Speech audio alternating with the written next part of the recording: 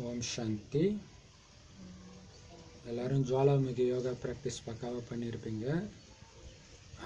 நிறைய ப்ராக்டிஸ் கொடுத்தாச்சு, வாட்ஸ்அப்பில் கொடுத்துருக்குறோம். பட் யூடியூப்லேயும் வாணியோடு சேர்த்து கொடுத்தோம். இப்போ தான் பாபா டச் பண்ணியிருக்காரு. அதை தனியாக கொடுத்தா புதுசாக வரவங்களுக்கு யூஸ் ஆகும்ல, எப்போ வந்து பார்த்தாலும். அதனால் இப்போ தனியாக ராஜயோக பயிற்சிகள் அப்படின்னு தனியாக வைக்கிறோம். சரி, இன்னைக்கு பயிற்சி, நேற்று பயிற்சி பக்காவாக பண்ணியிருப்பீங்க.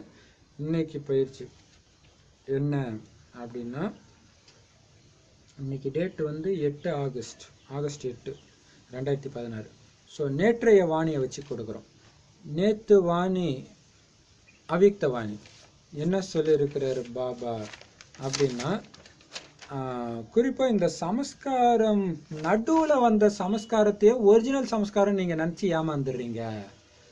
துவாபரகத்தில் ராவணன் கொடுத்தது உங்களுடைய சமஸ்காரமே கிடையாது. அதுவும் என்னதுன்னு நினச்சிக்கிட்டு இது தடையாகுதுன்ட்டு அந்த விகாரத்தில் மாட்டிக்கிறீங்க. சுயமாற்றம் அதனால தான் பண்ண முடியல. பாபா சொல்ற, குழந்தை, அது உன்னுடைய சமஸ்காரமே கிடையாது. யாரோட சமஸ்காரம்? அது ராவணன் கொடுத்த சமஸ்காரம். அனாதி ஆதி சமஸ்காரம் இருக்கு பாரு, அதுதான் உன்னுடைய ஒரிஜினல் சமஸ்காரம். ஸ்ரீநாராயணனுடைய சமஸ்காரம் ஏதோ அதான் உன்னுடையது. அப்ப அது ஒரு பாயிண்ட் ஞாபகம் வச்சுக்கணும். அடுத்த பாயிண்ட் பாபா என்ன கொடுத்துருக்கிறாருன்னா, குறிப்பாக மாதாஸ் கிட்ட பேசும்போது சொல்லியிருக்கிறாரு, செக் பண்ணிட்டே இருங்க எந்த அளவு விலகி இருக்கிறேன். அதர்குமார்கிட்டையும் அதே சொல்லியிருந்தார், எந்த அளவுக்கு விலகி இருக்கீங்களோ அந்த அளவுக்கு பாபாவுக்கு பிரியமானவராக இருக்கிறீங்கன்றது. அப்போ மாதாஸ் வந்து அடிக்கடி பாபாவுடைய நினைவின் குடை நிழலில் இருக்கிறேன்னு புரிஞ்சுக்கோங்க அப்படின்னு சொல்றாரு. இது 2வது பாயிண்ட். இன்னைக்கு ப்ராக்டிஸ்க்கு எடுத்துக்க போகிற பாயிண்ட்ஸ் இது. 3வது பாயிண்ட் என்ன அப்படின்னா,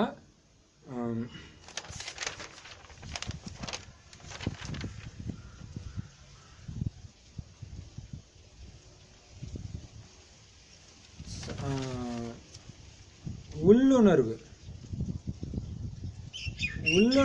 எப்படி இருக்குதோ அப்படிதான் உங்களுடைய வாயு மண்டலம் இருக்கும். கோபத்தின் உள்ளுணர்வு கோபத்தின் வைப்ரேஷனை பரப்பும். காமம் அப்படிதான், பற்று அப்படிதான், பேராசை, வெறுப்பு எல்லாமே அப்படிதான். அதே மாதிரி தூய்மையை நினைச்சிங்கன்னா தூய்மையான வைப்ரேஷன் பரவும். அன்பு நினைச்சா அன்பின் வைப்ரேஷன் பரவும். ஸோ அப்போ உங்களுடைய உள்ளுணர்வு தானேன்னு அலட்சியமாக விட்டீங்கன்னா பாபா இந்த நரகத்தை சொர்க்கமாக்குறதுக்கு தான் வந்திருக்கிறார். என்ன தம பிரதான வைப்ரேஷனை சதோ பிரதான வைப்ரேஷனை மாற்றுறதுக்கு தான் நம்மளை பாபா குழந்தையாக்கியிருக்காரு. அப்போ இவ்வளோ பெரிய கடமை இருக்குதுன்றதை எப்போ மறக்கிறீங்களோ அப்போ தான் உங்களுடைய உள்ளுணர்வு சஞ்சலம் அடையுது அப்படின்னு சொல்கிறார். இப்போ நான் சஞ்சலமற்ற ஆத்மான்ற உணர்வில் இருக்கணும். ஏன்னா வாயு மண்டலத்தை கெடுக்கிற அந்த மகாபாவத்தை நான் பண்ண மாட்டேன் அப்படின்னு இருக்கணும். அடுத்தது என்ன சொல்கிறாருன்னா, இது ஒரு பாயிண்ட்டு, இது வரதானத்தில் வந்தது. இதுக்கு இன்னொன்று சொல்கிறாரு, நல்ல பிஸியாக இருக்கிற ஒருத்தர் அஞ்ஞானத்தில் அவருக்கு சஞ்சலத்தன்மை நிறையா இருந்துச்சுன்னா, இவன் இருந்தால் உலகத்துக்கு கெடுதல்ன்ட்டு பிடிச்சி வச்சு கட்டி வச்சுடுவாங்களே, அந்த மாதிரி நீங்கள் என்ன பண்ணுங்க, உங்கள் புத்தி சஞ்சலப்படுதா, ஒரு பாபா கிட்ட கட்டி வைங்க எல்லா உறவுகளையும். தந்தை அவர், தாய் அவர், கணவன், மனைவி, பிரியதர்ஷன், எத்தனை உறவு இருக்குது. எந்த உறவு உங்களுக்கு சஞ்சலத்தை கொடுக்குது அந்த உறவை பாபா வச்சுடுங்க, கட்டி போட்டுருங்க. சஞ்சலம் அடையிறது ஈஸியாக முடிஞ்சிடும் அப்படின்னு சொன்னார். ஸோ இது 4வது பாயிண்ட்டு. 5வது பாயிண்ட்டு பாபா சொல்கிறாரு, தடை ஏற்படுறதுக்கு காரணம் என்ன? நான் செய்யறன்ற அபிமானம், நான் என்ற உணர்வு. அதனால் அகங்காரம் வருது.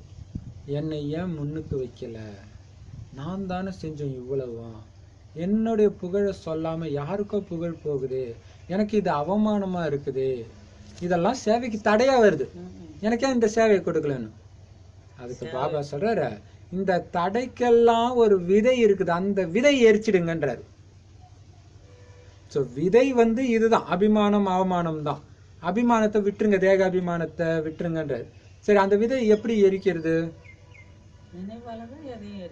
அதுக்கு ஒரு பாயிண்ட் சொல்றாரு, நான் எதையுமே செய்யலை, என் மூலமாக பாபா செய்கிறார்.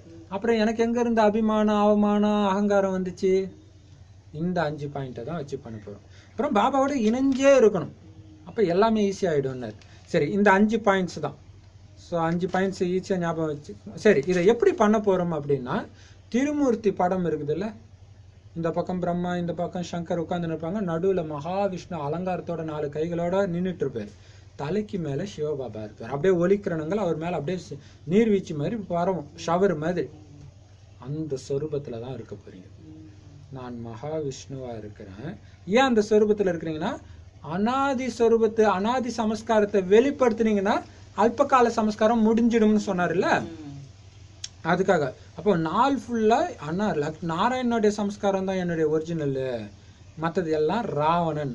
அந்த ஒரே எண்ணத்தில் குறைஞ்சது 1 மணி நேரம் நீங்கள் இருக்கணும். மற்ற எண்ணங்களும் நினைக்கலாம், பட் மெயின் எண்ணம் இந்த எண்ணமாக தான் இருக்கணும் அந்த 1 மணி நேரத்துக்கு. அப்போ எப்படி நினைப்பீங்க?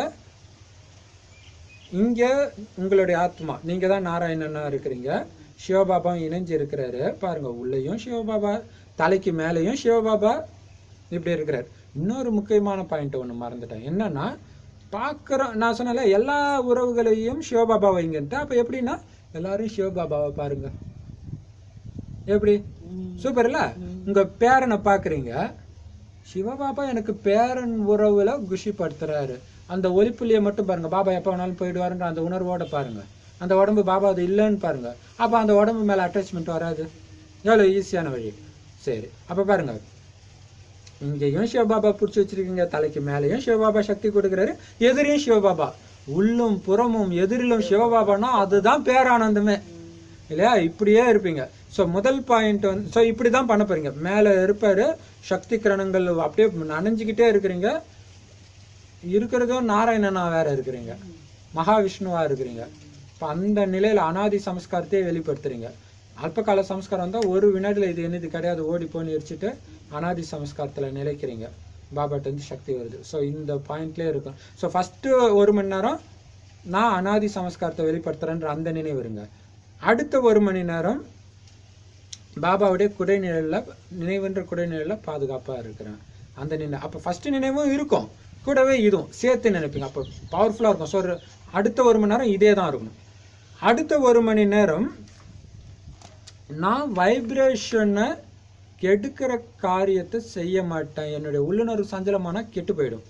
அப்போ ஒட்டுமொத்த உலகத்துக்கும் நல்ல வைப்ரேஷனை கொடுக்குற பொறுப்பு என்னுடையது அப்படின்ற உணர்வில், சஞ்சலமற்ற ஆத்மா நான் அப்படின்ற உணர்வில் இருப்பீங்க இல்லையா? எதுக்கும் ஆடாமல் அசையாமல் இருக்கிறவர் தானே நாராயணன். அப்படி இருக்கிறன்ற அந்த ஒரே எண்ணத்தில் அடுத்த 1 மணி நேரம். அடுத்த 1 மணி நேரம் நான் எதிர வர எல்லாரையும் பாபாவாகவே பார்த்து பேசிகிட்டு இருக்கிறேன். பாபாட்ட தான் பேசிகிட்டு இருக்கேன். நடுவில் மாயாவும் வரும், அதை நம்ம புரிஞ்சுக்கணும்.